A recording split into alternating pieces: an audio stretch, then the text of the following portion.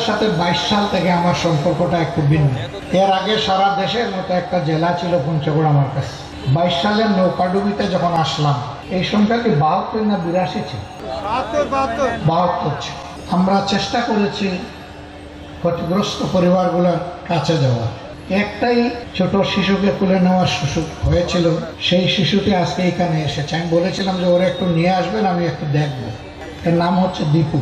তখন তার বয়স হয়তো কম বেশি 2 বছর হবে। একেবারেই অবুঝ ছিল, কোথাও বলতে পারতো না। সে ওই দুর্ঘটনায় মাও হারিয়েছে, বাবাও হারিয়েছে। সাধারণত ওরকম ক্ষেত্রে যাদেরকে কুলে নেই, অবুঝ বাচ্চা, আমরা চেষ্টা করি সে প্রাপ্তবয়স্ক না হওয়া পর্যন্ত, লেখাপড়া সম্পন্ন না হওয়া পর্যন্ত তার আর্থিক দায়িত্বটা আমরা পালন করার চেষ্টা করি। কিন্তু আমি দেখলাম যে আমরা যাওয়ার পরের দিন এই এলাকার তৎকালীন সংসদ সদস্য এবং তার স্ত্রী গিয়েছেন। তারা গিয়ে বলেছেন যে এই বাচ্চার দায়িত্ব তারা নেবেন।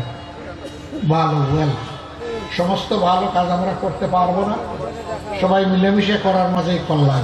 খুশি হলাম যা তার অভিভাবক পাওয়া গেল, তাও শক্তিশালী মিনিস্টার। আমি এখানে তার ভাই পরিতোষকে জিজ্ঞেস করলাম, ওই দায়িত্ব নেওয়ার পর প্রতি মাসে কি তারা তোমাদের কোনো খোঁজ নেয়? বললো জি না।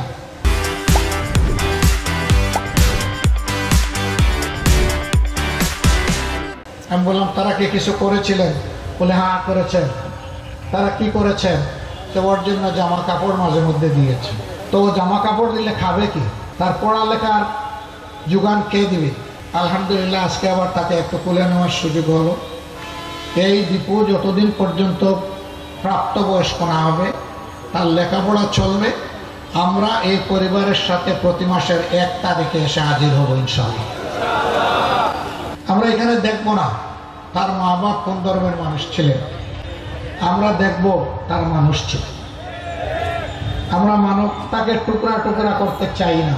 আমরা ছোট্ট একটি দেশ, বিপুল সংখ্যক মানুষ, এই সবগুলা মানুষ আমরা মিলেমিশে থাকতে চাই, চলতে চাই। এর মাঝেই আমাদের গর্ব, এর মাঝেই আমাদের সৌন্দর্য, এর মাঝেই আমাদের শান্তি নিহত। আমরা এই বার্তা সারা বাংলাদেশের সমস্ত জনগণকে দিয়ে চলেছি।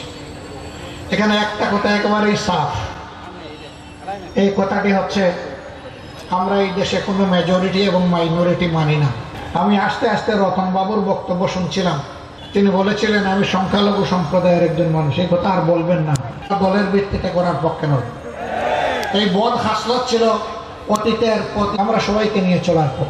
কিন্তু এটাও সত্য যে কেউ যেন কারো ধর্মীয় আবেগে খুচাখুচি না করেন, সুরসুরি না দেন। এটা আমরা একেবারেই ঘৃণা করি, পছন্দ করি না। এরকম যদি কোথাও কোনো কিছু ঘটে, আমরা বলবো যে সম্প্রদায়ের মানুষ এটা করবে, প্রথম ওই সম্প্রদায়ের মানুষরা ওরে থামিয়ে দেবে।